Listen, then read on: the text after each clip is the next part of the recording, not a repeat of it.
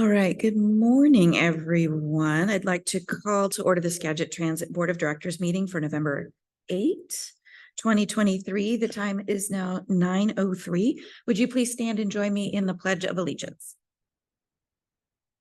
I pledge allegiance to the flag of the United States of America and to the republic for which it stands, one nation under God, indivisible, with liberty and justice for all. All right, I am Mayor Jill Boudreau, City of Mount Vernon. I'd ask Abby to call Laura to call the roll of the board members. Thanks. Commissioner Browning. Here. Commissioner Janicki. Here. Commissioner Wiesen. Here. Mayor Boudreau. Here. Mayor Johnson. Mayor Miller. Here. Mayor Sexton. Here. Councilperson Aslett. Councilperson Holst. Judy Jones. And Colleen Kennedy. Judy is here. I got muted. Sorry, Jose, are you here for Colleen? Yeah. All right, thank you. All right, next up is public comment. So we'll do that here in the room. Is there anyone in the room for public comment? All right, anyone online for public comment? I'd ask if you would unmute yourself. Please state your name, city of residence, and comments about 3 minutes or so. Anyone online for public comment today? Okay, seeing none, we'll move along. Item 5 is an executive session. This is, we're still doing executive session, correct, Crystal? Okay, thanks. For potential litigation, according to RCW 42.30.110 subsection 1I. I'll invite the board members into executive session for approximately 10 minutes, about 10 minutes. We'll begin at 9:06 and we will return to the meeting at 9:16 unless we make public notice that we will extend the executive session. So with that, I'll invite the board into the other room. All right, it is now 9:16, calling the board back into our regular agenda. We've just concluded executive session. Item number 6 under action items is the approval of A, the October meeting minutes, and B, the approval of September claims and payroll. I move we approve consent agenda items 6A and B. Thank you. Second. Thank you. Motion by Lisa, second by Matt. All those in favor, please signify by saying aye. Aye. Any opposed, same sign. Motion carries. Thank you. All right, under full discussion and action items, item A is our monthly budget update report. This is for July. It was tabled in our last meeting, and I'm going to turn it over to Crystal and or Chris Arkle. Good morning. I'll just make a general statement that July and August was actually done by Clark Newber. The previous CFO just ran the reports. They did review them after the reports were submitted. They did find some minor discrepancies. However, they're just chalking that up to timing differences, perhaps in writing the report. So they are fine with the reports as submitted. Okay. Does the board want Chris to sort of go over in detail July and this particular budget report? No? Or... Okay. I move to approve the July report. Thank you. Second. Motion by Ron, a second by Steve. All those in favor, please say aye. Aye. Any opposed, same sign. Motion carries. Thank you. Item 7B is the monthly budget report for August. Again, this was tabled in October meeting. Any questions for staff about the August monthly budget update report?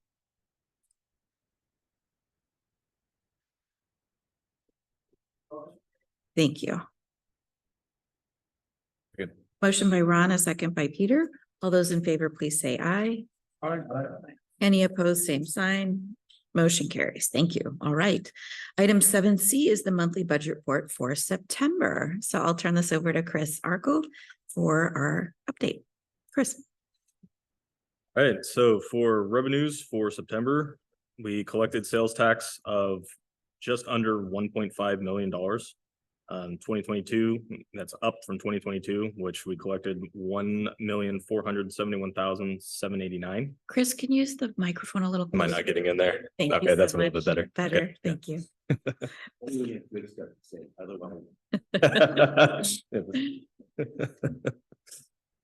All right, and then we had federal capital for grant revenue of $153,000. I'm rounding these.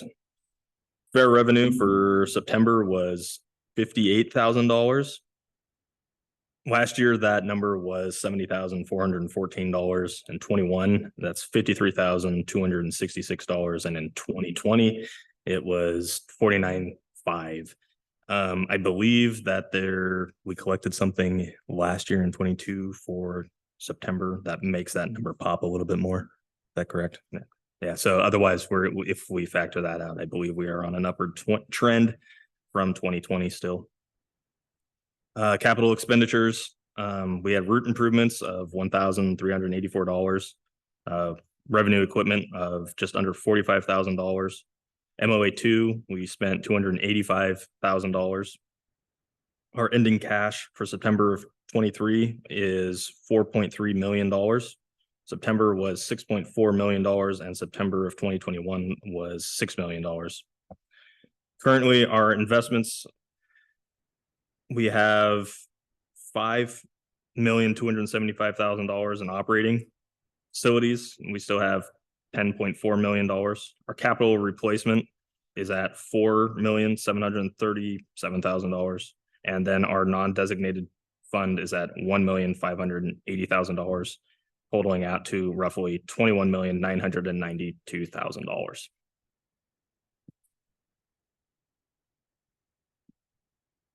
Any questions? Oh, staff recommends that the board approve the monthly budget report. All right, any questions for Mr. Arkell? Chris, I guess I would ask you, we still have Clark Newber sort of assisting on putting together the documents, is that correct? They have not assisted with any of these. Okay, so September is They're internal. Oh, I understand. They've done a preliminary review and they found no issues. Okay, awesome. All right, any other questions for staff? I move we approve the September report as presented. Thank you. Second. All right, motion by Lisa, second by Matt. All those in favor, please say aye. Aye. Any opposed, same sign. Motion carries. Thank you. All right, item 7D is to approve resolution 2023-09. This is revoking bank account access. Crystal. On November 1st, 2023, Skagit Transit CFO Chris Damey separated from his position. Since he is no longer an employee, there is no longer a need for him to have access to Skagit Transit's bank accounts. The purpose of this resolution is to remove Mr. Damey from the Skagit Transit bank accounts. The current list of authorized users for the Skagit Transit bank accounts is as follows. Myself is still on there as the admin and signer. Chris Arkell, he will be put on as soon as I take both resolutions to the bank. Sarah Navarez, the payroll coordinator, has read-only access. Whitney Davis has read-only access, and Clark Newber has read-only access. Staff recommends the board approve resolution 2023-09 revoking Chris Damey's bank account access for Skagit Transit Systems. Motion to approve. Right. All right, motion by Peter and a second by Matt. Any questions from the board? All right, all those in favor, please say aye. Aye. Any opposed, same sign. Motion carries. Thank you. All right, item 7E is approve a skip participant agreement. Crystal. Okay, this one I actually had meant to reach out to some of the commissioners about, but I haven't had an opportunity. In early October of 2023, the Skagit Transit received notice that the agency's funds had been moved into the Skagit County Investment Pool. The Skagit County Investment Pool is an investment pool consisting of public funds offered by the Skagit County Treasurer and authorized under RCWs 36.29.020, 36.29022, and 36.29023. 29024. The skip is being established to provide county departments as well as eligible government entities within Skagit County a mechanism whereby they may utilize the resources of the county treasurer to maximize the potential of their surplus public funds in a manner that optimizes safety, liquidity, and return on such funds. The skip portfolio is a combination of state LGIP pool holdings and direct investments in high quality securities with varying maturities designated to control investment risk and enhance earnings. Skip seeks to provide current income by investing in a combination of state LGIP holdings and fixed income securities that meet defined standards for credit quality and maturity. The fund seeks to provide income by investing in the state LGP to provide for ongoing participant liquidity needs and in high quality short-term and intermediate term securities that are eligible for investment in the state of Washington. The skip is designated to provide for withdrawals and contributions by participants as needed. Unless there's any questions, I'm sure the county commissioners are fully aware of this. Staff recommends that the board approve the skip participant agreement to keep Skagit Transit's funds in the Skagit County investment pool. And if we don't choose to do that, we have a couple of options of removing it, investing it elsewhere, putting it in savings, but my recommendation would be to keep it in the skip. Right, questions for Crystal on this item? Maybe just a comment behind this. Treasurer, separate elected official, Jackie Brunson, spent considerable time working with outside third-party consultants recommended by the National Association of Counties as to how to best manage these pooled funds, because there are times where the pooling of funds at the county includes school districts and hospital districts and transit, but the dollars are so large. So to maximize return, minimize risk, some recommendations were made. This is one of the recommendations that came out of outside consultants on how to best manage government funds. Awesome, good work. All right, with the board, go ahead. Thing on that, what they're looking at also is the length of when they need the cash again, and so a professional firm is looking at it to decide how long the term can you have, a day or a week or whatever. So they're doing a lot of that type of things to increase revenue to the county, and so I think it's really good for the whole community. So, thank you. Yeah, the bottom line of making sure that we're not so government tends to be so overly conservative and keep everything liquid up front. And if there's a maximum, only can go out 3 years, but in an environment where 3 years and interest rate changes make a lot of difference, that can be more balanced. So that cash flow projection is an integral part of this. Commissioner Wiesen is correct in pointing that out. So. Right. What's the board's pleasure? Move to approve the skip participation agreement. Great, thank you. Second. Thank you. Motion by Matt, a second by Ron. All those in favor, please say aye. Aye. Any opposed, same sign. Motion carries. Thank you. All right, so item 7F, this is an approval for an agreement with Perkins Coie LLP. Crystal, go ahead. Skagit Transit entered into an agreement with Perkins Coie LLP in December of 2022 to provide legal advice and assistance with architectural and engineering design issues with MOA2. The architect hired to design MOA2 has agreed to enter into mediation with us. Perkins Coie will be representing Skagit Transit in this mediation. Perkins Coie has retained a construction expert consulting firm to assist in a settlement. It is estimated that retaining this firm is expected to cost approximately $100,000 with an additional $100,000 for Perkins Coie. I also want to say that the construction firm that Perkins Coie has hired is estimating that we're going to see a settlement in the $900,000 to $1.4 million range. And we have budgeted 1.2 in the 2024 budget. We budgeted the $200,000 in attorney's fees plus the 1.2. We did it conservatively that we're expecting to receive back from the mediation with the existing architect. I recommend that the board approve an agreement with Perkins Coie and their construction expert consulting group not to exceed $200,000.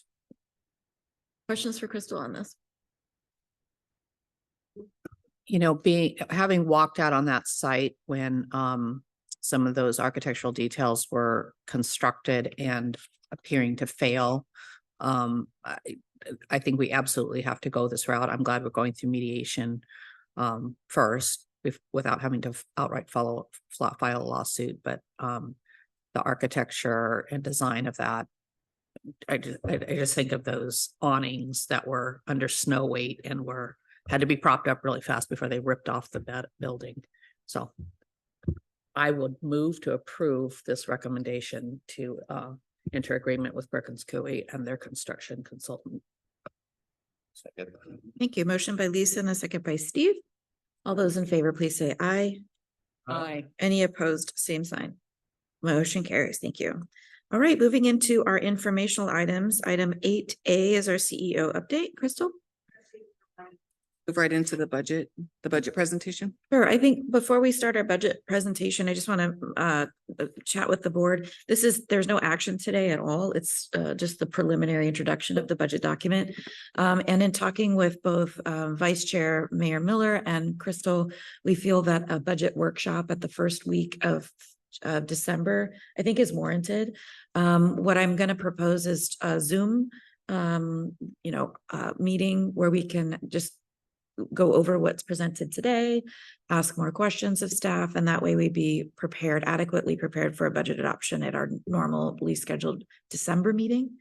So anyone have concerns about scheduling another meeting the first week of December? Again, it would be, I think on Zoom would just kind of be the easiest for all of us. That would be the only agenda item, and we'll go from there. Okay, then look for that invite after the meeting today, and I'll turn it back over then to Crystal. Can you move to the next slide, please?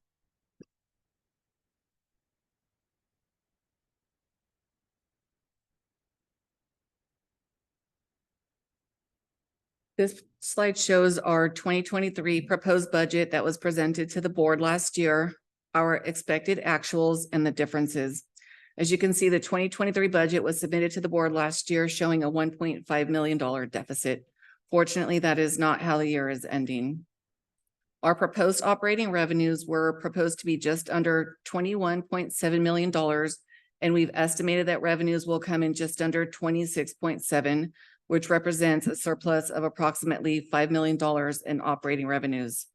Operating expenses came in about $500,000 over budget, leaving us an overall surplus of approximately $4.5 million. The proposed capital budget revenues for 2023 was just under $4 million, but expected actuals are coming in closer to $1.3 million. Proposed expenditures are about $3.3 million, resulting in a deficit of about $1.9 million. Our overall bottom line for 2023 actuals are a surplus of just over $2.5 million for 2023. Any questions about that slide? Okay, next. This slide represents the additional revenues we received in 2023 that made up the $5 million surplus over the proposed budget revenues. We had approximately $700,000 in additional income, investment revenues rather, $2 million in sales tax revenues, $2.1 million in operating grants, and miscellaneous money from insurance company recoveries, fares, and et cetera. Next. Was there any questions about that one? This slide shows expenses that were considerably over or under the budgeted amount for 2023. And we kind of used $50,000 as an earmark, although diesel came in just under. So diesel, $49,000, smaller computer equipment, $91,000, vehicle parts, $110,000. Some of our big hits were $55,000 in unexpected legal fees, $115,000 in security expenses for MOE2, and $250,000 for Clark Nuber. We only came in under budget significantly in one GL, and that was small tools and equipment. Crystal, can you maybe talk to the board a little bit about what we discussed around the overtime and how it was what we had in the budget for 2023? Is that where it affected wages and benefits? Or is that, We do have a slide in there that okay, got it. it's Never mind. going to be the last one, so Okay. we can talk about it now, or That's okay. We'll Okay. wait for the visuals. Easier. It's not much of a visual for that one. We'll definitely go more in depth when we meet on the first, but Chris and I can provide kind of a verbal explanation of the salaries and overtime. Oh, you know what? Can you go back to that other one, please? I didn't turn the page. We had we had an additional $2.1 million in operating grants too. That was part of the $5 million. The one before. Okay, next one. Nope, that one's good right there. This slide summarizes our 2023 end of year budget estimates and compares it to our 2024 budget estimates. As you can see, operating revenues and expenditures are almost flat, meaning we're going to be bringing in approximately what we're spending. Our capital expenditures, however, reflect a $2.5 million shortfall. This is largely due to our 20% match for vehicle purchases, MOA2, route improvements, park and ride improvements, and IT-related software and infrastructure that are not covered by our current grants. To balance the budget for 2024, we will be using the $2.5 million surplus from 2023, resulting in an almost break-even scenario for 2024. I also want to say, so if you see the bottom line there shows barely a surplus of about $4,000. We do have a lot of large capital expenses in 24 that we're not going to have in 2025. And I assure you that Chris and I are a bit concerned about this too. And we're looking closely at 2024 expenditures and 2025 expenditures to make sure that we're solvent, honestly. So yeah, the big chunk of that $2.5 million are not going to be expenses, capital expenses that we're going to see in 25. However, it should be noted that we have not yet captured all of the capital expenses for 2024 that we're going to see. And that's simply because we don't really know what they are right now. We're still in negotiations with the architect for the A&E to finish up phases 2 and 3 for MOA2. I think I shared with the board before, if not, I'll share again that the end of the A&E design and the beginning of construction for phases 2 and 3, there is probably going to be a bit of a delay. We're expecting perhaps 4 to 6 months at this point, which means we likely will not start construction after phase 1 is done until late 2024. So once we get a better idea of what our A&E costs are going to be, and a better idea of when construction for phases 2 and 3 are going to start, then we'll be able to update the capital expenditures. It should also be noted that we do have an additional $3.4 million in operating grants that we can use in 2024, whether it be for operating or capital. Those are formula grants for 2024. My preference, honestly, because we can use grants, Marcy's not here, 7 years, I think it's 5 years plus 2 additional years, we can hold on to capital grants after they've been awarded. My preference would be to be at least 1 year behind, like have 1 year of reserves in arrears, if you will, so that we have we can draw down on them if we need to. But we very likely will have to tap into, based on the picture that we're seeing here, we very likely will have to tap into either that grant or perhaps our reserves that we have set aside for MOA2. Yeah, go ahead, Lisa. You know, you're so conversant on the capital. I know it's always in your mind. If we're going to dedicate a budget session, it would be really helpful for me to see a presentation that operating budget I can get, and I can work with, year over year swings. Capital budget, we really need to see those phases as to the name MOA1, MOA2, MOA, with just a slight description of that project, with the years I need like a 5-year view of how we're gonna spend significant reserves or figure out where we're short. And even if it's a total swag on the estimate of what the cost of that project is, we need to plug those expenditures in with the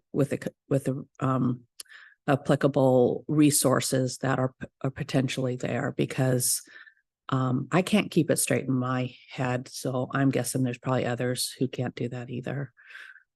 It is complicated, there's no doubt, especially the way as you guys saw last week, how our grants come in. Our TDP does reflect that. It's a 6-year, Brad, a 6-year lookout for our finances starting with 2024. That's also in draft 2. As you guys recall, you guys approved that in, I believe it was July, in draft form.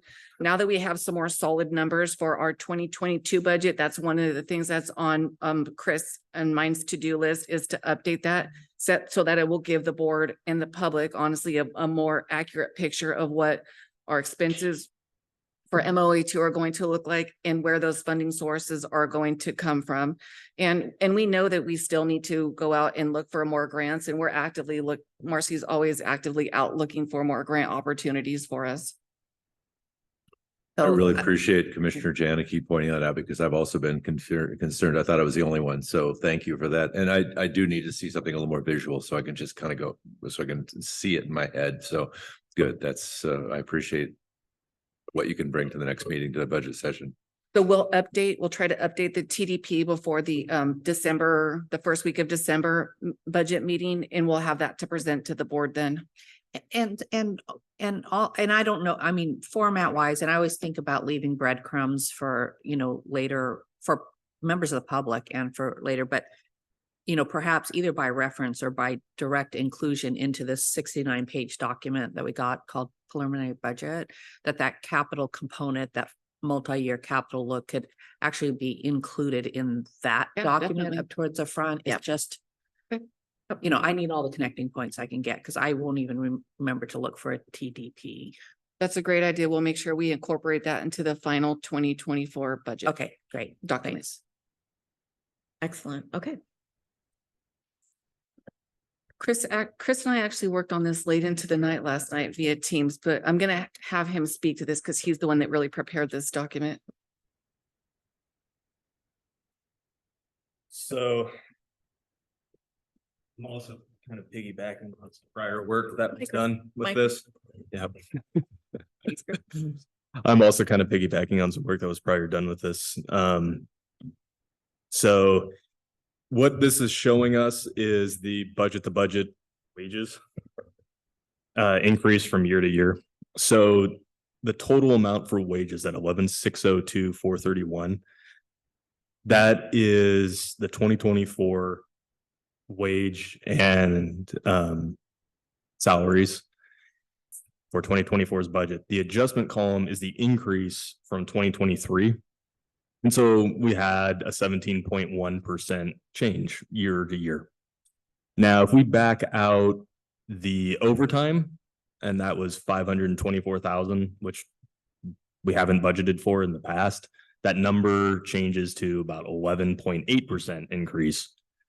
And if we back out the new positions that weren't in 2023's budget, it falls to 7.7%.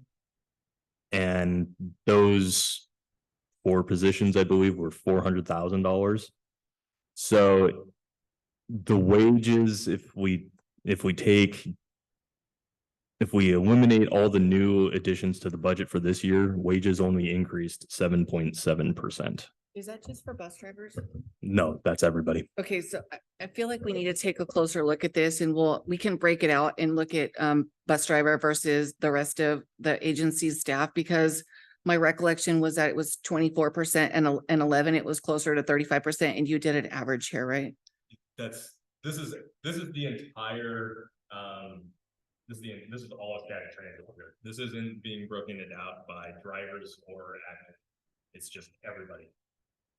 Which I think we need to do. So like I said, we were working on this late last night, but we will definitely provide, especially knowing that we're going to have the meeting in early December, provide a much more in-depth report and analysis for the board to be able to see exactly where those increases are, because I think it's important to note which is for our represented folks and which one is for the rest of staff.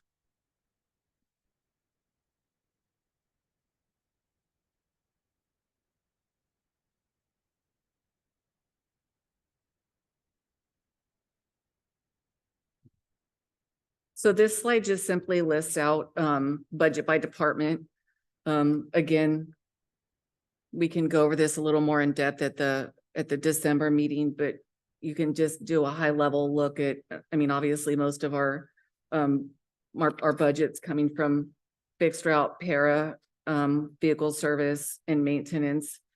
Capital is a huge one, at $9.3 million. And actually I wasn't able to put the slide in there, but I do have the capital budget for 23 if anybody wants to look at it. Some of the big expenses that we have is we're purchasing 5 Eldorado paratransit buses, 10 replacement van pull vans.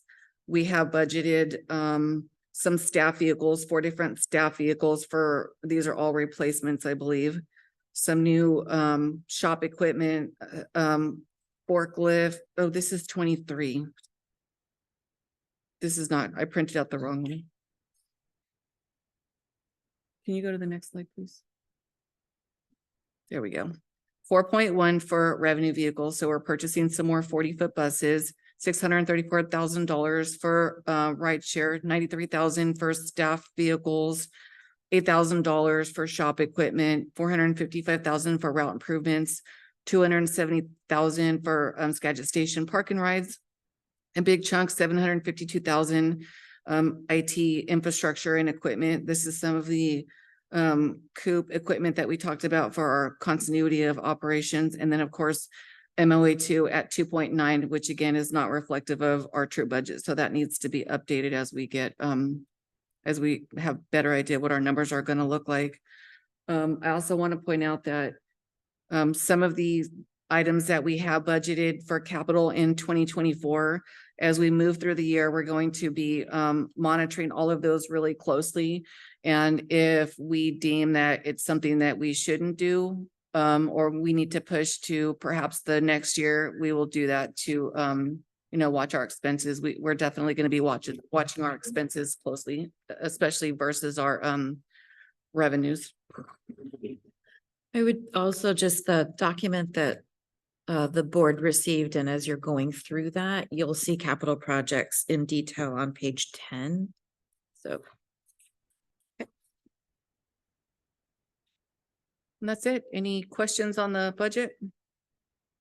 I think, Crystal, if we just highlight some of the under the document itself, I think it's laid out very similarly to what we would normally see in our own jurisdictions. So you've got, a historical look at sales tax revenues, at fare revenues and ridership, things like that you'll find.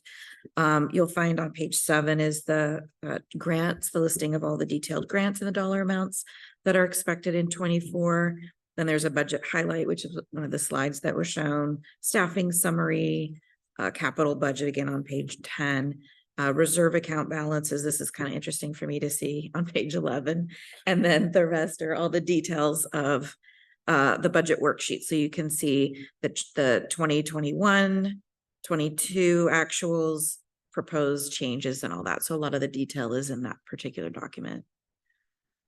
Any other things? So what I have listed down for staff to come back with is maybe a slide on the 6-year transit development plan that shows that 5-year look at the capital, specifically the MOA project for that. Anything else that you might like Crystal to include? Steve, go ahead. So I had a quick comment looking at the 2024 projections on the sales tax revenue. I mean, you're projecting a 7% decrease from 2023 actuals. Because our actuals are looking at coming in about 16.9 projected per year, and it's got a 2024 budget of 15.75. Seems like that's, We want to be, we were very conservative on our income numbers. And we also were a little bit more generous on the expense because Yeah. we would rather come in Right, low than right. budget high and not make those benchmarks and then budget expenditures in accordance with that income. So we were very conservative. And aggressive on expenditures. And you'll note if it's, I don't know if it's in here or not, but we're also to help kind of zero out the budget for 2024. We budgeted 15 million for 2023. We bumped that up 5% to another $750,000. So we're budgeting $15,750,000 in income tax revenues for 2024. yeah, it just seems, yeah, I get the conservative approach, believe me, but that seems like really conservative to me in that. Maybe, I mean, it's a balance between conservative budgeting, which I support, and something that's realistic. You know, the good news is we're not paying increased user fees for this budget, but that's later today, isn't it? There was. So a I bit of- get that. I get, yeah. There was a discussion around that between us, and I think part of the reason that we're comfortable doing that is so that it does give us some cushion. And I Mhm. mean, as we see in 23, we've had some really large unexpected expenses come up. So yeah, it was just really us trying to be conservative so that we have that cushion. And with that, especially when we're looking at fund balances, I'd love to have the board in December have a discussion on that as we look forward to the capital plan and, you know, the rolling stock as well as facilities with MOA 2, what we can expect to have as an agency match for some of these grant programs over the next 6 years. Because I think we're sitting on $26 million total in 22. reserves. We have about just under 22 right now. What's that? About 22. We're about. Wait, you had your cash also on hand. I look Oh, at yes, that yeah. total about 26 million. Got it. I'd like to see the board have a discussion. Do we designate some of those funds towards those grant matches going forward also? We will, we're going to have to, but as you guys know, the grants are reimbursement. So we do have to make sure that we keep some cash on hand so that we Sure. can expend the money to get Sure. reimbursed. So Yeah, we know that we're going to have to spend down some of those. We're likely going to have to spend down some of those reserves for our match. We're expecting that. I think it's a great discussion though, Steve, like, and that kind of speaks to the work program in 24 of some financial policies that go around that so that there's guidance in place for that specifically. I just want to make sure those one-time revenues are used for one-time expenditures that we're going to need to have going forward, whether or not revenues continue to come in or not. That's my goal, Yeah. is we can have that discussion. Great point. Okay. Just like Oh, to Matt, go ahead. go back briefly on the sales tax discussion. It's always the most challenging thing to do is, you know, predicting the future. If we could predict the financial future, we would all be, you know, billionaires. But we're using 10% reduction from in our municipality for in the budget. So, Okay. you know, I get your point on conservative, but we're being ultra. I mean, if the board's not And we've got comfortable- 20-year, you know, future, past results don't guarantee future returns. But my finance director has been inside of 2% for the last 10 years. So I mean, we're super open to, I'm good with 7%. I just want to, you know, just highlight what we're doing. Well, there, I'd also like to have kind of a talk about the philosophy of the budget. So we realize that because when there's so much conservatism built in, it becomes fluff. And I want it to be somewhat consistent so that if there's a really serious overspend, you come to us and explain to us what it is. It doesn't get absorbed in the fund balance kind of thing. So I think some of it is just a really good discussion among us about how much do we want to know and how much can just kind of go on behind the scenes because there's a very conservative budget with some extra money. So. and obviously our goal is to be very transparent with the board and the public. These are public funds, but especially with the looming debt of MOA2, the unknown debt at this point, I think that's part of what makes us feel really comfortable with the ultra conservative budgeting for the sales tax revenue. Right. Lisa, go ahead. two points, to Mayor Miller's concern about the sales tax. So actually at 15,750, projected for sales tax, that's a 7.2% reduction over this year's expected. So I think that beats the conservative side. Well, then why didn't That's you just just- say that out loud? Oh, okay. And the, sorry, I just wasn't listening to you again. The question that I have, sorry, Chris, poor Chris, he's new to this and, okay. Had a month of me, he's okay. The one thing that concerns me that was stated earlier in the meeting was that, maybe I didn't hear it right, is that the potential settlement with the architecture mediation is already baked into this budget. It is, yes. I don't know, maybe I just think it's bad luck. Maybe I think it's, it compromises our negotiating position. Maybe I think we should retract that out of budget, assume nothing's gonna happen until there is something in writing. But I agree. Okay, we can go Board back and oppose any, play the with board the oppose any of numbers. that as far as direction? I think it is a luck thing to be. yeah, I don't know. It's like a grant that you account for. Okay. we will make that adjustment. One last comment. I mean, just my personal feeling. I appreciate comparing 2024 to 2023 actuals or projected actuals. I think personally, the most irrelevant column in a budget is 2024 budgeted to 2023 budgeted. I mean, Yeah, we agree. there's very little value in that to me. That's one best guess against another best guess. And it's done a lot of times to show a change, a difference, but it's really of no value as far as I see it. But I appreciate the look I appreciate you having projected actuals. That's very relevant. I was gonna make that my third request, is that change column actually reflect the change over 24 budget over 2023 projected actuals. Okay. That is a much more meaningful percent for decision making. And Mayor Sexton, we agree. Yep. Mayor Sexton, we agree with that. And that's why we feel like our proposed actuals are very close. We ran that all the way up through October 31st. So those are pretty fresh numbers. Good. Good. Okay. All right. So I made some notes and I'll go over that again with you, Crystal, make sure that we're providing what the board is asking for that next meeting. And with that, I'm thinking December 5th is a Tuesday. It would be, does anyone have an opposition to that particular date? Just since we might as well think about the timing right now. What, Steve? I'm going to propose December 5 at. Can you join do you want to join remotely? I'm in a board of natural, if it's in the afternoon, I'm in a board of natural resources meeting until. Okay. December 5th at 3 o'clock. Okay, there we go. December 5th, 3 to 4 is an hour. Okay. All right, 3 to 4 p.m. If staff could make a note and arrange that special meeting and notice it, that'd be great. Okay. We'll do that. Thank you.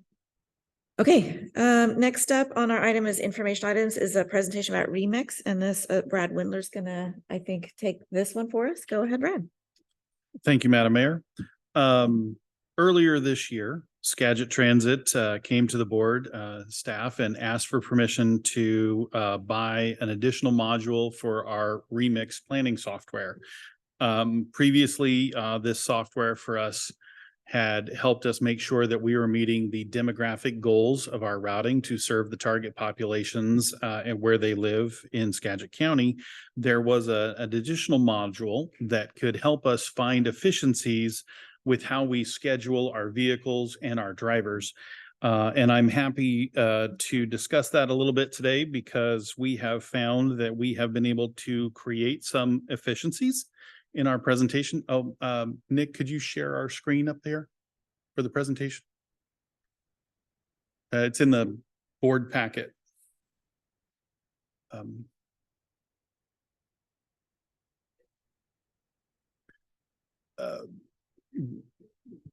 Yeah, it's in Laura's board, but he doesn't have that. Okay.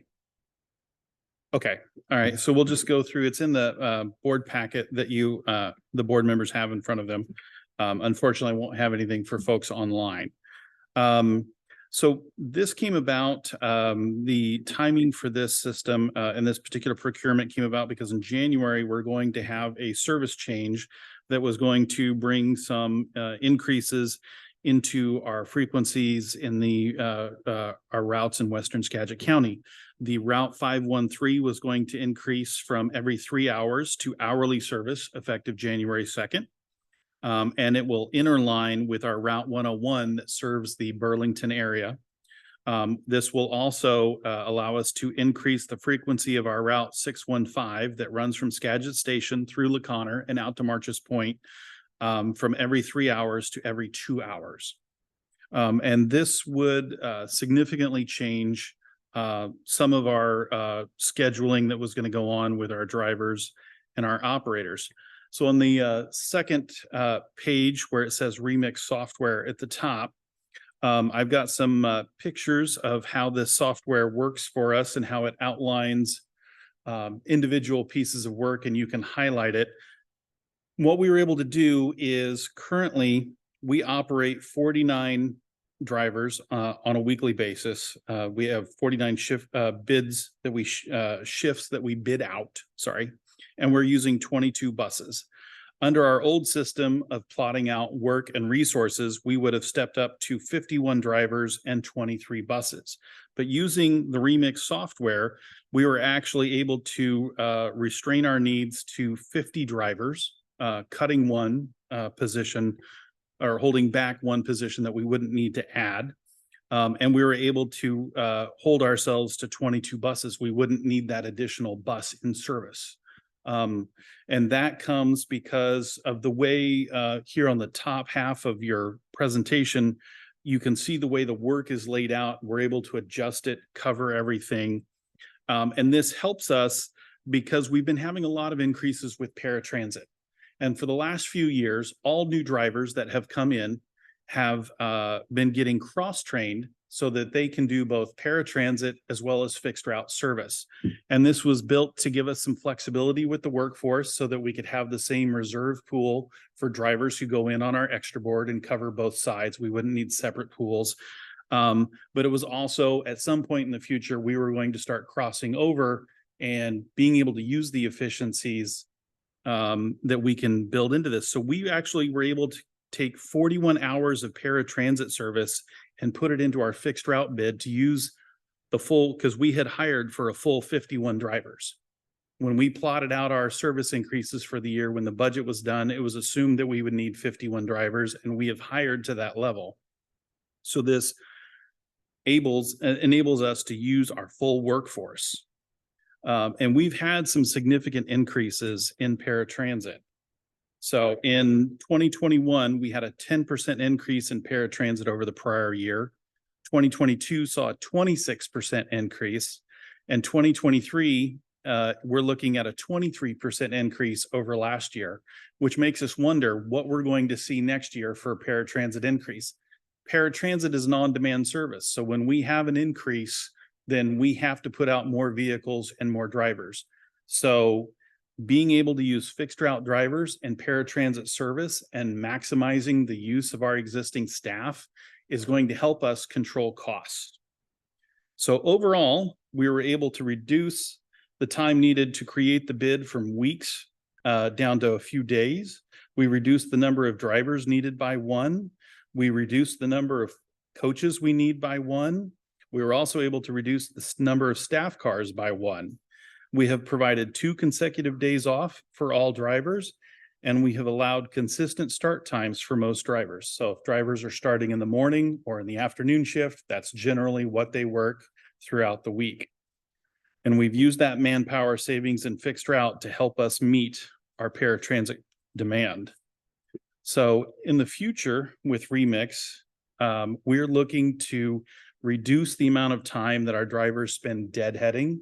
One of the things here on the last page that says future Remix goals that is going to this system allows us to do is when you lay it out visually like this, you can see where the gray areas are. So that's areas where we're paying for drivers to be out there, but they're not in revenue service. And we can start looking for those large gray areas and say, is there a way to be more productive with that time? And the example I gave last Wednesday was our Route 717 drivers. Right now, the Route 717 serves as the flex route in concrete, and it currently deadheads out to concrete, and it doesn't go in revenue service. Well, we can now look at that and say, how can we use that? Maybe we turn that into a 70X run. It's our express bus, and we run that from Cedar Woolley to concrete. So that gets us more service, even though we were already paying for that time. And the additional benefit for that is under our federal funding formulas, one of the little things we get is we get 49 cents per revenue mile. So I went through and factored that out, and that one little change about turning that trip out and then turning the trip back generates $7,500 a year in federal funds. So, you know, and then there's fair revenue up beyond that. So there's little ways that we can use this system to build in some efficiencies. We think we're going to be able to eliminate more staff cars because we're going to be able to, this allows us to visualize where we're doing our reliefs. And it's like, okay, well, instead of doing reliefs at March's Point for some of our routes, what if we wait until those routes are at Chuckanut? And then we're cutting down that amount of deadhead to have a driver drive out to March's Point where we're paying for them 20 minutes to go out. And then the driver they relieved gets paid 20 minutes to come back in. Instead, we could do that here at Chuckanut, and we're paying for 5 minutes or less. And there's little ways, little efficiencies like that we can build into the system. We think we're going to be able to reduce overtime because we're going to have more efficient use of our manpower. And then we suspect that in the future, we'll also be able to build more paratransit into the fixed route, again, to help us deal with some of these peaks. Our peak in paratransit is between 9 and 2 o'clock. And so if we can get extra drivers in that time frame, then that's something we can do. We also eliminated all the split shifts. So there's no more split shifts in our system. Right now, some of the 90X drivers, they come in, they drive one run in the morning, and then they park the bus and they have to come back in the afternoon and drive their afternoon shifts. So what we did for like the 90X3, that driver comes in, they do their one trip down to Everett and back, then they park their fixed route bus, then they'll pre-trip a paratransit bus and they go out and they do 5 hours as a paratransit driver. And they're starting at 8 and they're finishing at 1. So they're really helping out with that peak period between 9 and 2. They're out there helping us deal with that peak paratransit demand right when we need it. So that's some of the things we've been able to do with Remix. We think we're going to get some more of this built in as we go on. We're pretty excited about it. Pending your questions, that's all I've got for you today. There might be some questions from the board, but I just want to point out, just confirming that before we had a system to help with this, we were literally doing this manually. Correct. It was on Excel. paper, Sometimes it was or- paper, but it was basically Excel, but that you might as well be doing it on paper. And So that's one of the gained efficiencies, taking weeks to do that. And now it's taking him a couple of days. And as he becomes more proficient on the software, I think he'll be able to do it even quicker than that. I think the efficiency to the public is worth noting that we've gained in this. So thank you, Brad and staff, for bringing this forward. Much needed. Probably should have done it 20 years ago, but okay. Yeah. Steve, go ahead. It's great to see this technology coming to Skagit Transit, not just for efficiencies and cost savings, but shift the benefits to the drivers also. We can't understate that. That's huge for them to be able to bid their shifts a couple of days in advance to the weeks and all those things, which is fantastic, I think. And Yeah. I mean, it looks like we recouped our expense in the first year. It seems Yes, like we've recouped our 50%. 5-year expense in 1 year, just Yeah. in this one change. That's great. More than that, actually. Yeah. A full-time operator is roughly 105,000 per FTE. Then we have a $650,000 coach, and then you've got a $40,000 or $45,000 staff car that we've been able to reduce. So, I mean, you've got $800,000 in resource reduction in the first year. Okay, Lisa? And, And maybe that this was already addressed. Well, first of all, I think, Jose, I'd love to hear from your perspective, how this is working and the question, and part of the question that I have is like, how far in advance do the drivers know their schedule for the week? It seems the old system, there was like a lot of, anyway, claimed last minute, didn't know I wasn't working or didn't have a route, but from the driver's perspective, here, let me hand you the mic.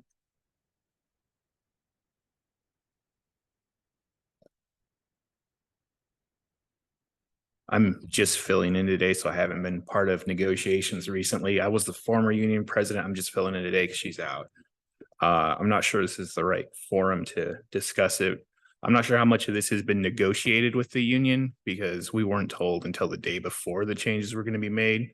So this hasn't been fully negotiated. Like, for instance, the 90X3 going to para. Currently, I'm not sure how that works for our senior fixed route drivers. Let's say they've been here 20 years, they're not cross-trained. They won't be able to take that bid. So someone who has only been here a year will have the option of taking that bid. Someone who's been here for 20 won't, because they're only trained in fixed route. So I'm not sure how we're going to, if we're going to allow for drivers who are bidded fixed route only to train paratransit so they could also take these bids. Currently, how the bids work, we bid every 4 months. We bid in seniority order, they're all listed. And you bid in seniority order. So I'm not sure how the cross bidding part of it's going to go, because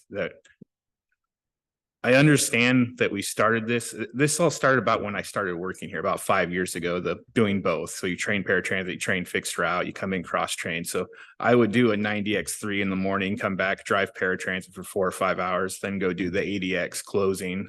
So you start at like 4:30, you're finished at 7, whatever it was. But I'm sure there's plans to sit with the union and negotiate on this and come up with a plan that works for everyone. I looked at the bid schedule myself and I thought, if I've been here less than 10 years, I'm excited. If I've been here more than 10 years, I'm kind of a little upset. Is my action or my thoughts on the bid list or the new bid list. And change is scary for everyone. I'm not too worried about it. I have a variable schedule for the first 4 years I worked here, so I don't really see too many problems with it myself, but I've only been here 5 years. And Jose, correct me if I go wrong in this characterization, but we've had some initial talks with the drivers. We've gotten some feedback from them about what they like and don't like. The management team has been working on how we can try to respond to some of that feedback, and we're in the quality assurance process of, we want to make sure that we capture our efficiencies, but try to meet some of the requests that we've gotten from the drivers for more consistent start times on the shifts, and those sorts of things. So we're trying to get more shifts that have less than an hour variability in their start time, because there are people out there with families, and that was one of the concerns. Like, if you have kids, we need to have some consistent bids. And we're also working on the cross training that will be made available to staff that are not currently cross trained, or if they need a refresher course, because it's been a few years since they've driven paratransit. So that will be extended out to the drivers. I want to make it clear that we didn't give it to the drivers the day before. I think what you're talking about is it was provided to some of the union leadership the day before. We talked about it with some of the board last week. So that schedule is not set in stone. He's actually got 2 based on driver feedback, because we are interested in hearing feedback from our members, our drivers. He's got 2 more, I believe it is, right? 2 more schedules that he's going to be providing for leadership to look at. And that's not actually due to be put out for bid until December 1st. Is that correct? So our process in the past for fixed route is it goes to the union for feedback in early November. And then about mid-November, then the paperwork is put out so that the operators have time to look over the changes, decide what bids they want. And then the bids start happening at the beginning of December is when we start going through the process where through the seniority list, and they start selecting the work they want for the January 2nd start. And usually by mid-December, that selection process is done. Jose, would you say that's a pretty accurate? And I believe we have a route committee for this as well. If I remember correctly, has the route committee sat down and met This, The route committee is actually meeting after this, but the route committee in the Okay. past has never dealt with and the- shifts. the It's bid, always more been just the with- actual routing. Yeah. Yeah. Brad, So how long does it take to cross-train someone who feels that they're not adequately trained? I would, Joe McDonald is online, our Director of Safety and Training. I would really like to defer that question to him. I am online. Thank you for the question. It would depend on whether it was a fixed route driver or a paratransit driver. For example, a fixed route driver needs to have a Class B CDL with passenger endorsement. A driver who only drives paratransit only needs a Class C license. Mhm. So for example, if we were training a paratransit driver to be cross-trained to drive fixed route, we would need to have them go through the CDL training again, which would take 3 or 4 weeks, depending on that. If it was somebody that already has a Class B, solely fixed route driver, then we can just train them on, they already have the required license. We can just train them on the process of, we have to train them. There are some differences in procedures for fixed route and paratransit, learning the locations for all paratransit pickup areas. The training would be much shorter for a fixed route driver that wanted to be cross-trained to do paratransit than it would vice versa. Great, thanks, Joe. So theoretically, someone who wanted to bid on something that they weren't qualified for would at least have the very most a 2-month wait before they could effectively bid, right? Which seems reasonable. Say that again, please. I'm sorry. So someone who's wanted to bid but didn't have the certification or didn't have the training, it would be at most 2 months of training, so they could be able to bid comfortably for a route. Yeah, At most. And coincidentally, the operations staff did reach out to me this morning about providing cross-training for some of the drivers. So my staff Great. is already working on the details of that. great. Thank you, Joe. You're welcome. So yes, Jose, we are definitely willing to have further conversations about the cross-training piece and the seniority piece.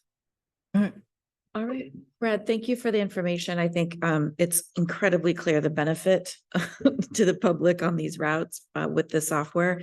And it's nice to see collaboration between our drivers, ideas that come forward. You know, we kind of walk through it. It's a big change, but having the tweaks, I think, is a great thing to see. So Jose, thanks for that candor on that.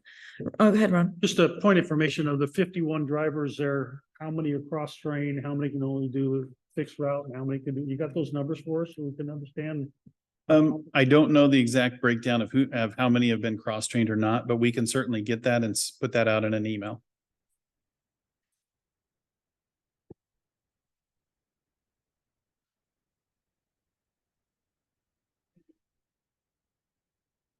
And we have a total driver strength of about 85, 86 right now. So we've probably got 40 some cross-trained. And out of the 51 rosters or positions, only 4 of them have paratransit work. So it's only a minority of the shifts that need to have a cross-trained driver. Most, they can continue just as the way they have been in the past as a fixed route only driver. Brad, for the next board meeting, do you mind just putting that in a little report, like a little 1-pager on that? That way it's just a kind of a document that we could see and our public can as well on the drivers and the cross-train capabilities. Absolutely. Thank you. Perfect. And Mayor Boudreaux, we only train cross-train drivers now. Like everyone that's trained and onboarded now, they do both. We don't train for just fixed so the goal is to eventually, through attrition, which we know is going to take a while because we have some employees that are only one or the other that are going to be here for a while, but the ultimate goal is to have everybody cross-trained. That's great because that's what our public expects. And those of us that have municipal fire departments know that we cross-train firefighters and paramedics now, and that's just something that's expected. So appreciate that. All right. We finished our scheduled agenda items. Again, a reminder, we're going to call a special meeting and notice that for December 5 from 3 to 4 for a budget discussion. And then our next meeting will be as scheduled for hopefully budget adoption in mid-December. So, all right. With that, we're going to be adjourned at 10:17.